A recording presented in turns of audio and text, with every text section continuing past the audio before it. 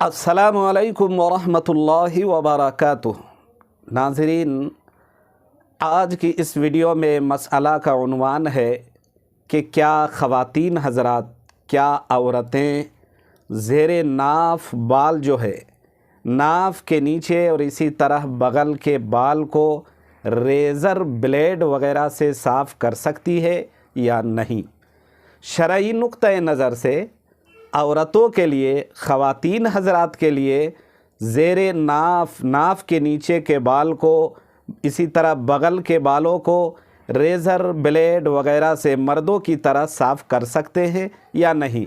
क्या औरतें रेज़र से अपने बाल ज़ेरे नाफ मोए नाफ बाल को साफ़ कर सकती है या नहीं, शरई नुक्ते नज़र से क्या हुक्म है।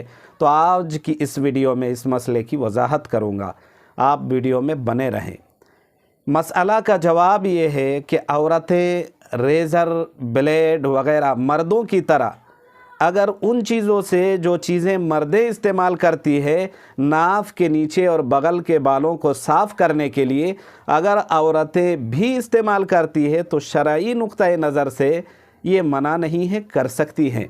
लेकिन बताया जाता है कि औरत चूँकि मर्द के मुकाबले में थोड़ी कमज़ोर है, वीकनेस मर्दों के मुकाबले में औरतों के अंदर ज़्यादा है, लचकपन, इसी तरह सॉफ्ट, यानी उसके चमड़े के अंदर, उसके जिल्द के अंदर, उसके बॉडी के अंदर सॉफ्टनेस है, मुलायम ज़्यादा है।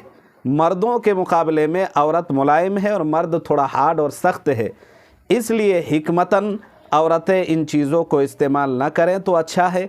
कर सकती है, करने में कोई मुज़ायक़ा, हरज, नाजायज़ नहीं है, लेकिन हिकमत यही है कि नरम की वजह से अगर ये चीज़ें इस्तेमाल करती है तो कटने छटने का, खून निकलने का डर है। इस अंदेशे से इससे बचा जाए। और चूना, इसी तरह साबुन, और जो आजकल मार्केट में बहुत सारी चीज़ें दस्तयाब अवेलेबल हैं हेयर रिमूव क्रीम वगैरह के नाम से, तो इन चीज़ों को इस्तेमाल कर लें। उम्मीद है कि आप समझ गए होंगे। अल्लाह ताला समझने की और अमल करने की तौफीक दे।